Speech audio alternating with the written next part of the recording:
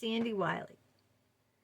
So, it's Personality Disorder series. It feels like Personality Disorder Week because we've been covering all the personality disorders in the diagnostic book, DSM-5, or I don't know what it is now, but because it gets updated all the time. So today, what I'm going to talk about is the dependent personality disorder.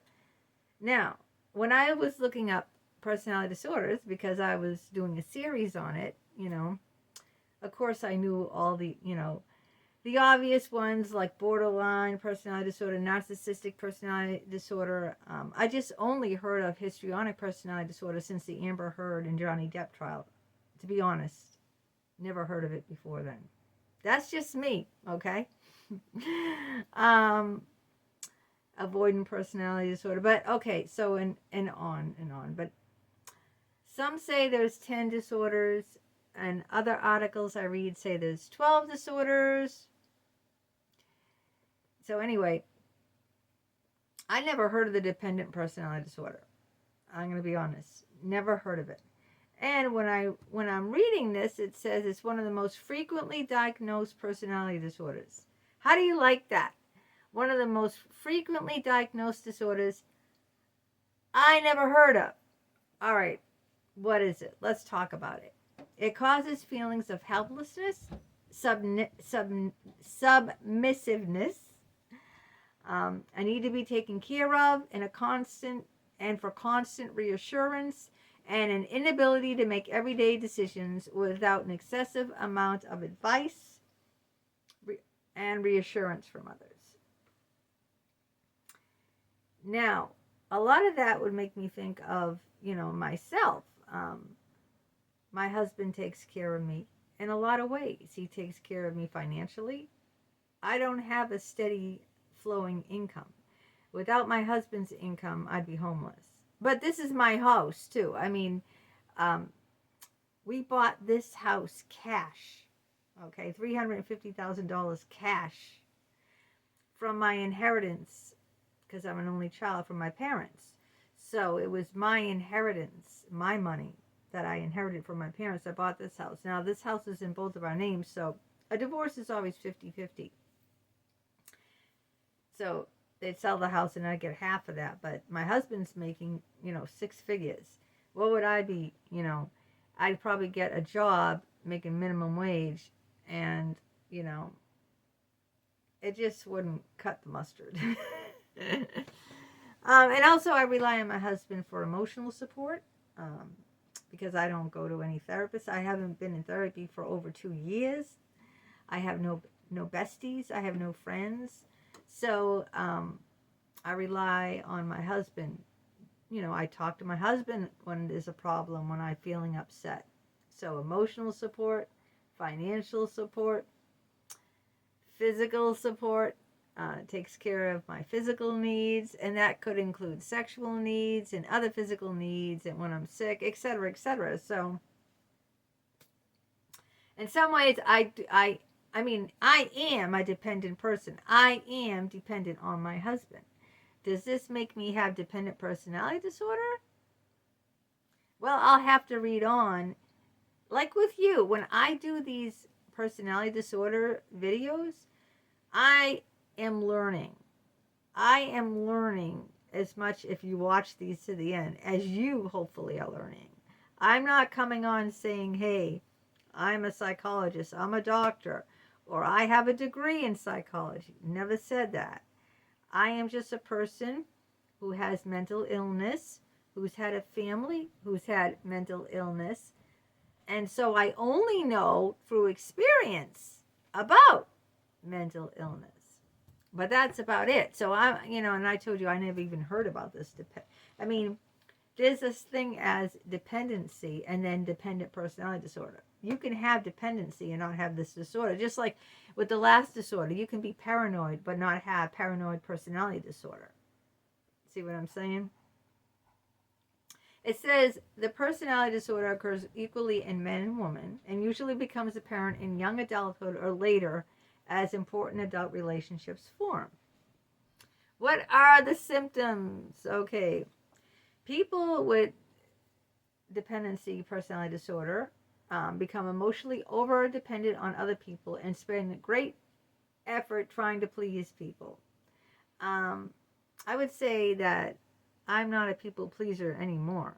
And even with I don't try to please my husband. I don't try to please anyone.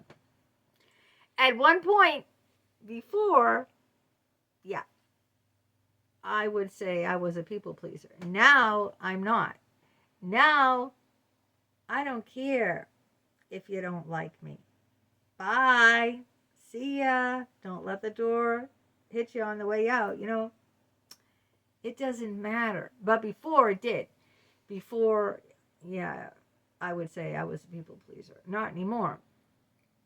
People with this disorder tend to display needy, passive, and clinging behavior and have a fear of separation. Definitely, that was me with my psychologist. I was very clingy. Because a borderline has a massive fear of abandonment. That's one of the number one symptoms of borderline. So I was very clingy, and I did have that fear. I do not have that fear anymore because I'm not reliant on someone I'm afraid who will abandon me. Like, I know my husband will never abandon me. So I don't have a fear of separation from my husband. I don't have a fear of abandonment. I'm not clingy to my husband. So I don't have those symptoms anymore.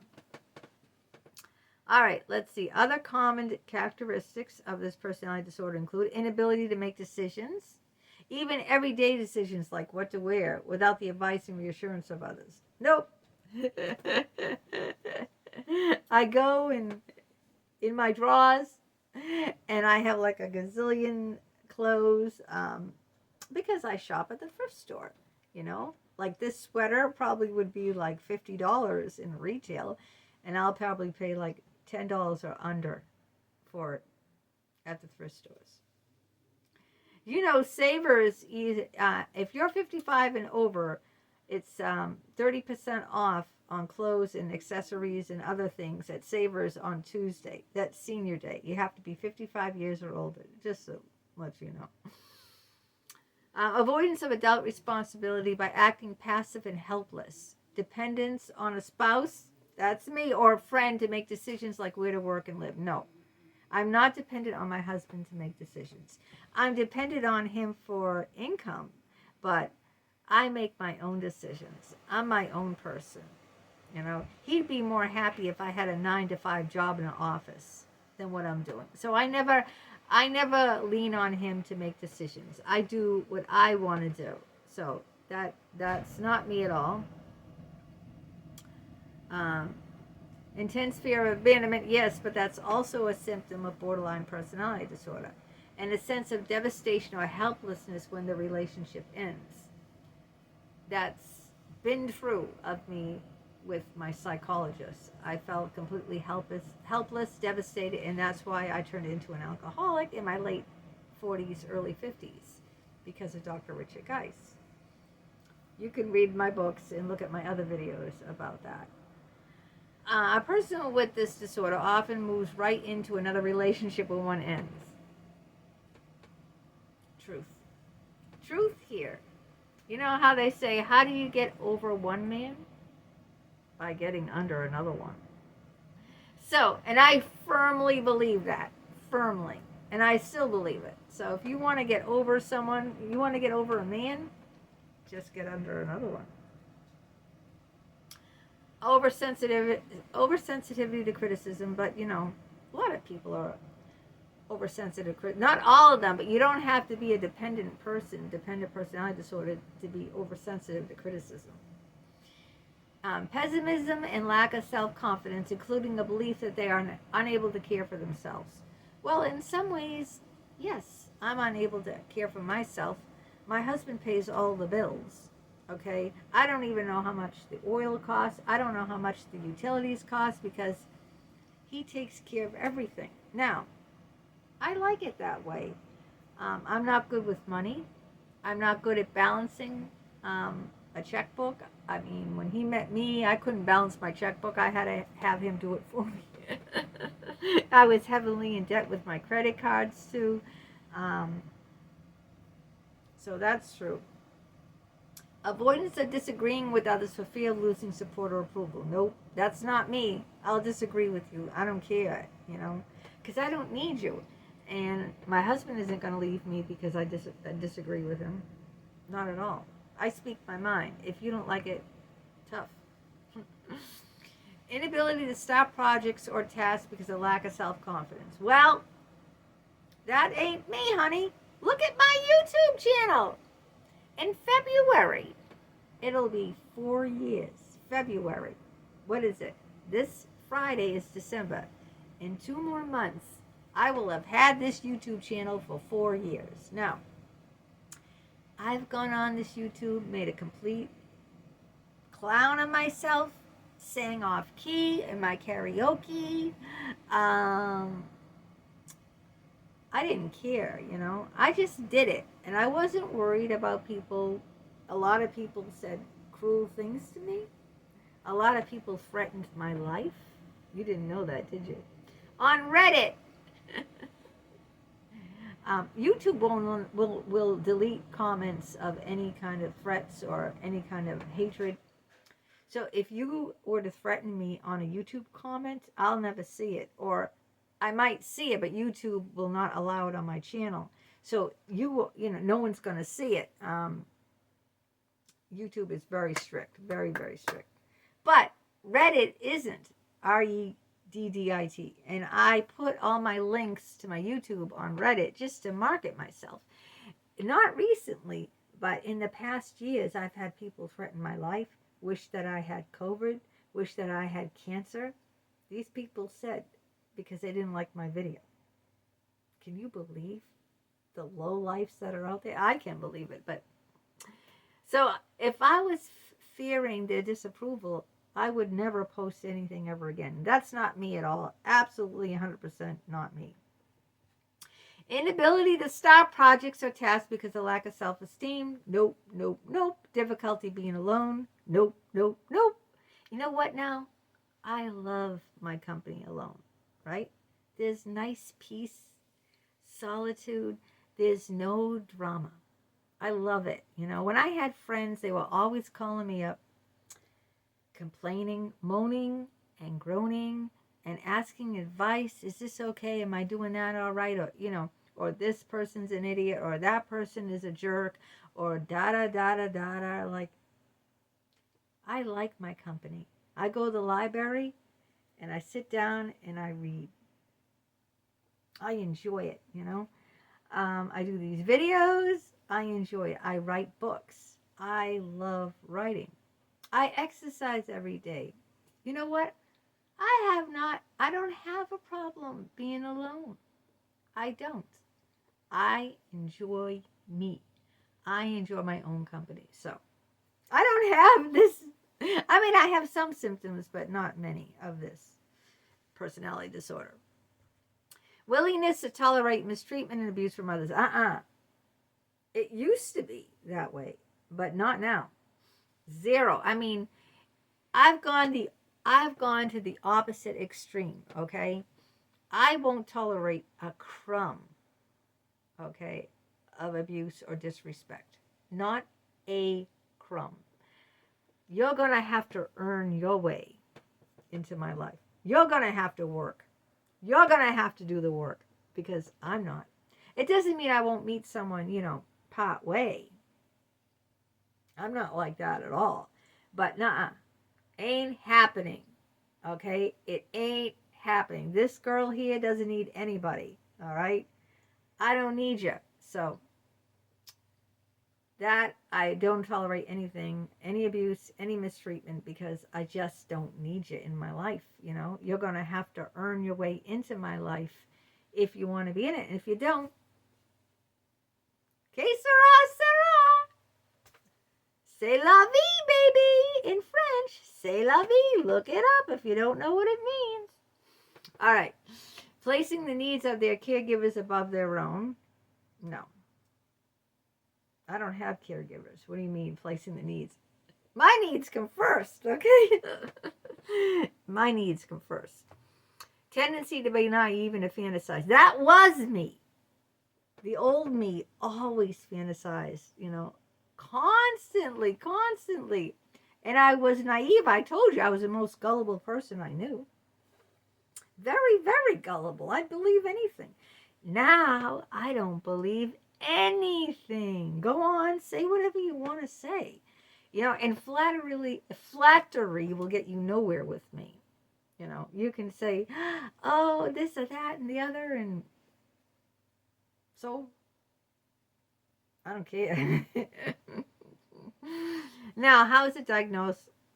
A diagnosis of dependency personality disorder must be distinguished from borderline personality disorder. Here we go. Must be distinguished, separate from borderline, which I am, as the two share common symptoms. Well, a fear of abandonment. That's number one in me with borderline.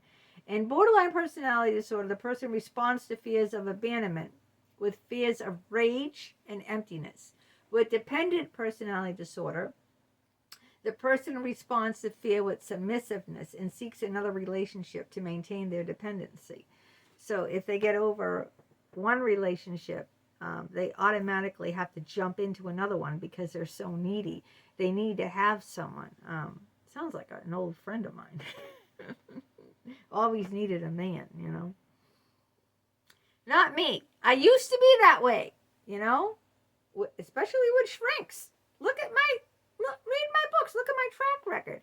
I'd be so needy that as soon as one shrink dumped me or, hurt me or whatever happened with that, I'd get another one, I had, which is funny, so one shrink dumped me.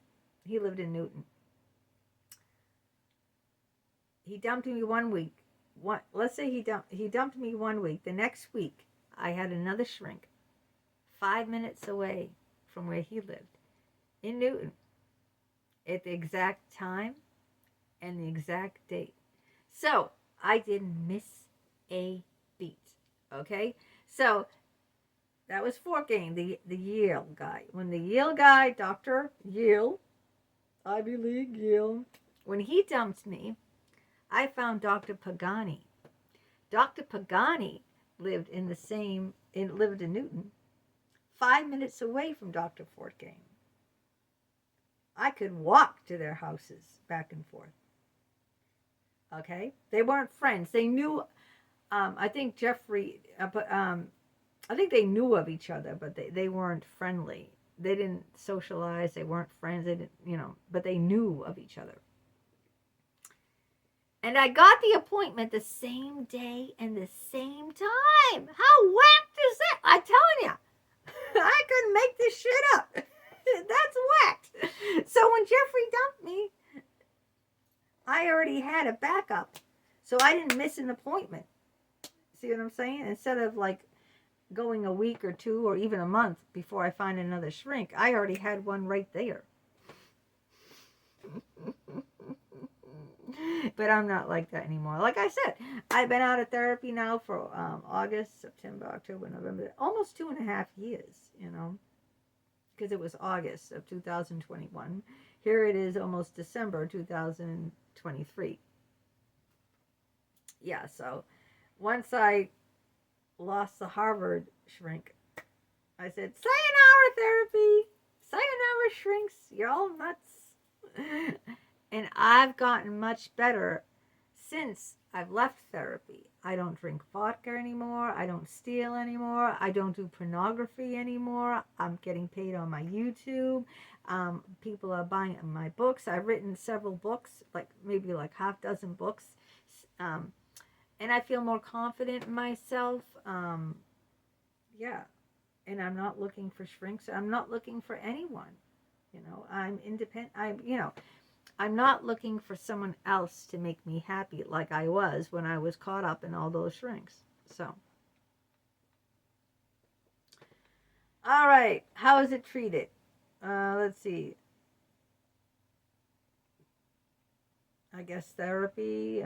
People with this disorder are prone to developing depression and anxiety like all the other disorders, psychotherapy, and they list all the other things. What are the complications of a person with dependent personality disorder. The risk for depression, anxiety, phobias, as well as substance abuse. But that's, you could say that about all the disorders, really. They are also at risk for being abused because they may find themselves willing to do virtually anything to maintain the relationship with a dominant partner or person of authority. That's really, really sad, that they're willing to be abused because they're so dependent on, and I'm sure battered women fall into this dependent personality disorder. It doesn't say anything about battered women, but I can't think of a better example of someone, a battered woman, who would stay with a man who's beating her up, giving her black eyes, having her hospitalized, treating her like dirt. I can't imagine why in the world she would, unless she had dependent personality disorder. That's the only reason. So battered woman, I would think, would fall under this category. Let me know what you think. Like I said, I'm learning as we go along, and I hope you are too. So that's it for this personality disorder. And tomorrow we will be on to the next one. I don't know what it will be. We'll see. Stay tuned.